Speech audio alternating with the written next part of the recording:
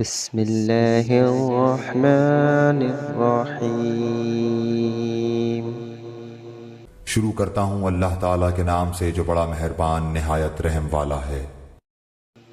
ان الذین آمنوا والذین ہادوا والنصارى والصابئین من آمن باللہ والیوم الآخر وعمل صالحا فلهم اجرهم عند ربهم ولا خوف علیہم ولا هم يحزنون۔ مسلمان ہوں، یہودی ہوں، نصارہ ہوں یا صابی ہوں، جو کوئی بھی اللہ تعالیٰ پر اور قیامت کے دن پر ایمان لائے اور نیک عمل کرے، ان کے اجر ان کے رب کے پاس ہیں، اور ان پر نہ تو کوئی خوف ہے اور نہ اداسی۔ وَإِذْ أَخَذْنَا مِيثَاقَكُمْ وَرَفَعْنَا فَوْقَكُمُ الطُّورَ خُذُوا مَا آتَيْنَاكُمْ بِقُوَّةٍ وَاذْكُرُوا مَا فِيهِ لَعَلَّكُمْ تَتَّقُونَ۔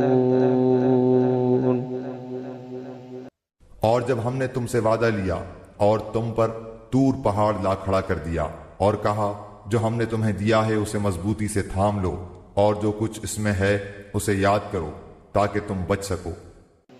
ثم تولیتم من بعد ذلك فلولا فضل اللہ علیکم ورحمتہ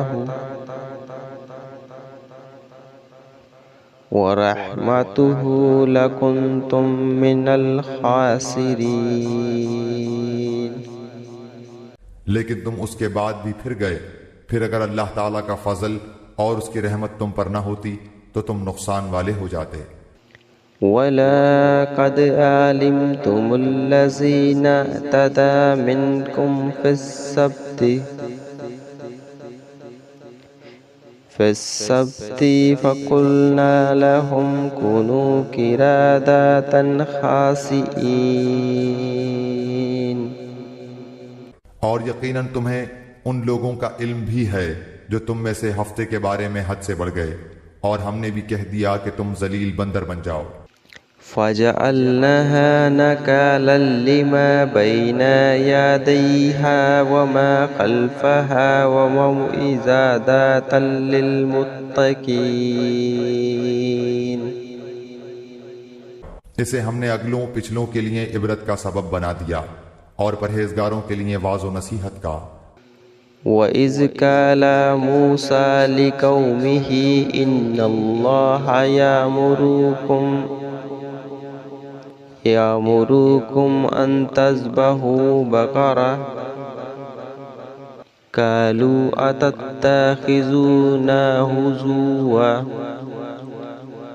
قَالَ أَعُوذُ بِاللَّهِ أَنْ أَكُونَ مِنَ الْجَاهِلِينَ۔ اور حضرت موسیٰ علیہ السلام نے جب اپنی قوم سے کہا کہ اللہ تعالیٰ تمہیں ایک گائے ذبح کرنے کا حکم دیتا ہے تو انہوں نے کہا ہم سے مذاق کیوں کرتے ہیں؟ آپ نے جواب دیا کہ میں ایسا جاہل ہونے سے اللہ تعالیٰ کی پناہ پکڑتا ہوں۔ قَالُوا ادْعُ لَنَا رَبَّكَ يُبَيِّن لَّنَا مَا هِيَ قَالَ إِنَّهُ يَقُولُ إِنَّهَا بَقَرَةٌ لَّا فَارِضٌ وَلَا بِكْرٌ أَوَلَمْ نُبَيِّنْ ذَلِكَ فَافْعَلُوا مَا تُؤْمَرُونَ۔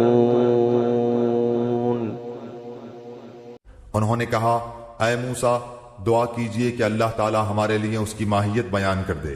آپ نے فرمایا سنو، وہ گائے نہ تو بالکل بڑھیا ہو نہ بچہ، بلکہ درمیانی عمر کی نوجوان ہو۔ اب جو تمہیں حکم دیا گیا ہے بجا لاؤ۔ قَالُوا ادْعُ لَنَا رَبَّكَ يُبَيِّن لَّنَا مَا لَوْنُهَا قال إنه يأكل إنها بقرة صفراء فاقع لونها تسر الناظرين۔